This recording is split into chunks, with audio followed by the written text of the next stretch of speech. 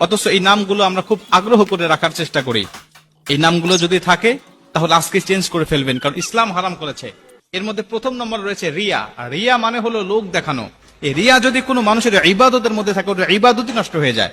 রিয়া শব্দের আরেকটি অর্থ হলো অহংকার, অহনিকা।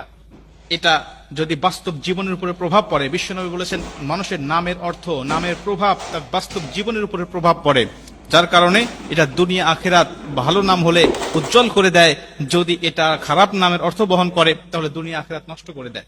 এই জন্য অর্থবোধক নাম আমাদের রাখতে হবে, রিয়া নাম এটা রাখা যাবে না। দ্বিতীয় নম্বর হলো আসিফা। আসিফা নামের অর্থ হলো সে আফসোসকারী নারী, আফসোসকারী নারী বা হতাশাময় নারী। আফসোসকারী এই অর্থ যদি তার বাস্তব জীবনের উপর প্রভাব পড়ে, সারা জীবন তার আফসোস করতে যাবে, হতাশাময় জীবন তার কাটবে। এজন্য আসিফা নামটা এটা রাখা যাবে না। 3 নম্বর যে নামটি রয়েছে সেটা হলো মাংতাসা। এটা বর্তমান সময়ে খুব জনপ্রিয়